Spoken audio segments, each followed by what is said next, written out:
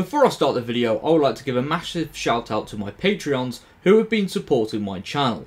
If you would like to check out my Patreon and receive early access to some very exciting videos coming soon, then please click the link in the description below. Hello everyone and welcome back to the Nerd Den here once again, and in today's video I am going to be talking about The Devil's Cord and going through all the plot and yeah, kind of given the usual explanation that I do, just to kind of recap everyone about what's going on and what this means, especially with the ending and stuff like that, because this episode is very plot heavy compared to Space Babies, which Space Babies was more about focusing on the dynamic between the Doctor and Ruby, obviously setting things up to come and stuff like that. But yeah, this one is more plot heavy than character driven. So yeah, with that being said, let's get into the video because honestly, there's a lot to go through when it comes to this episode. So, woo, let's get into it.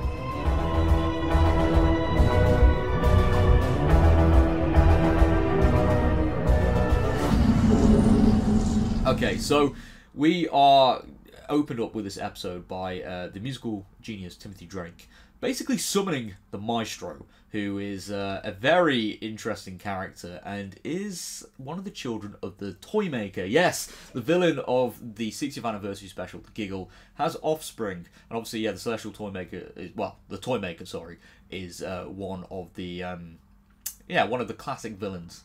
One of the most known classic Who villains. So the fact we're basically seeing his descendants and stuff like that is really exciting. But yeah, the fact that the Maestro is part of this pantheon of gods is, well, it's part of this new era of Doctor Who, because obviously the events of Wild Blue Yonder and the Doctor doing the whole salt line at the edge of the universe has allowed all of these mythical creatures to basically exist in our universe.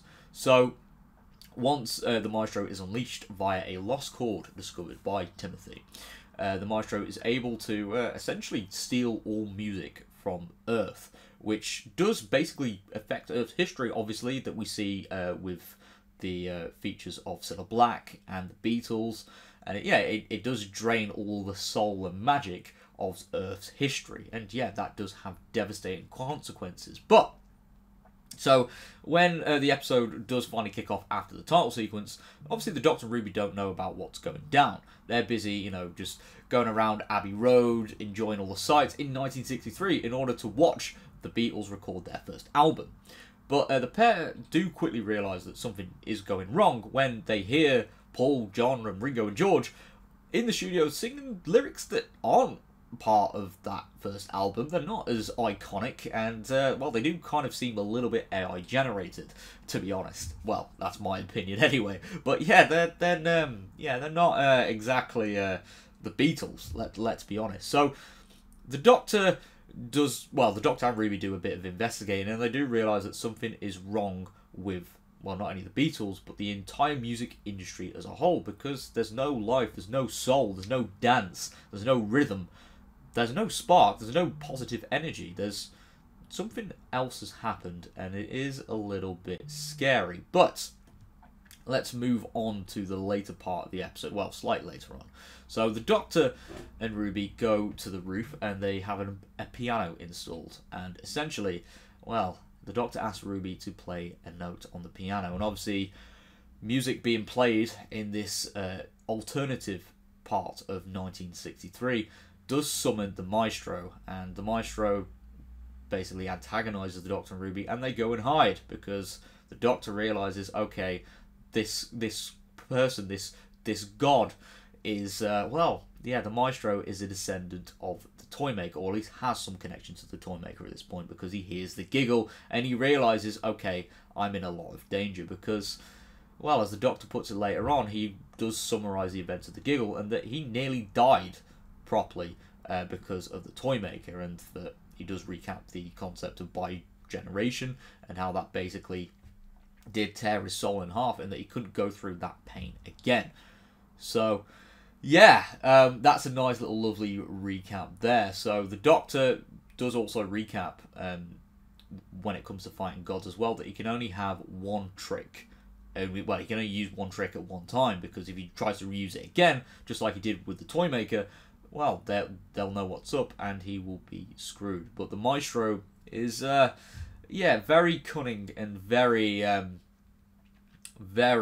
very well ahead of the game. And through the power of music, the Maestro is able to not only pilot the TARDIS, but is also able to create illusions. And that is when the Doctor and Ruby go back to the future, so the Doctor can show Ruby the consequences of the past being changed, and that the future is completely destroyed in 2024.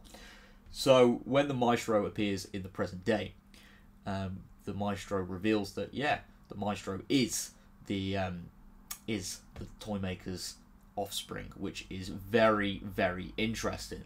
And this reveal, obviously, as I said earlier, does build off the legions and stuff like that teased by the Toymaker, and it does really, really get things going in terms of plot-wise, because we do know that there are more legions going to be coming as well, so there is a potential to see more offspring from not only the Toymaker, but we could see other gods as well, which would certainly make this new era very interesting.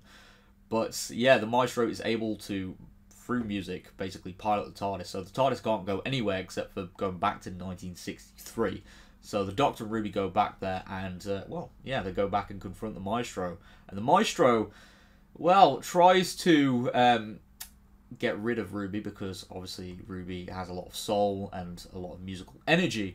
And throughout this brief torture sequence, Ruby's song is heard, and it is the song from the Church on Ruby Road, the song that was played during the opening sequence of the Church on Ruby Road when she was abandoned, the Christmas song. And obviously that creates the illusion of Christmas and snowing around the Doctor, the Maestro, and Ruby. And this is where we get little hints of that, okay, there is someone else that not only the Toymaker is referred to as the One Who Waits, but also the Maestro refers to someone else called the One Who Waits as well. And this person is meant to be one of the oldest beings in the universe. So who that could be, I don't know. That's going to be happening in a separate video where I'll be talking about that. But the fact is that the Maestro is also aware of this ancient being as well.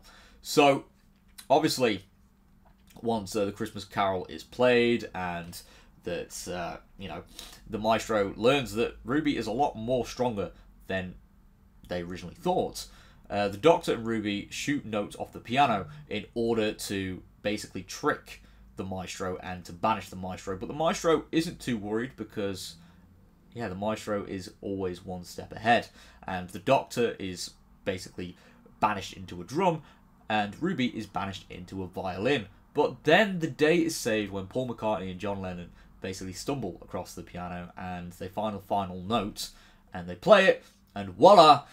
Ruby and the Doctor are freed, and the Maestro is stuffed into the piano once again and banished. But there is one final thing as well that the Maestro references, and that is that the One Who Waits is almost here. So all that teasing from earlier, well, it looks like the One Who Waits is going to be coming along very soon. And oh boy, before all this ends though, there's a musical little twist at the end, if you pardon the pun, and the song there's a twist at the end or something like that is played, and there's a nice little dance in a nice little musical number, which is quite refreshing to Doctor Who, but it is very on the nose, because Susan Twist has already made an appearance in Space Babies and has a role in this episode as well, but we don't know much more about this character yet, and it is very on the nose to what's going to be happening in the future. Yes, there's always a twist at the end, but well, who knows what's going to happen now, because this episode again was very plot heavy.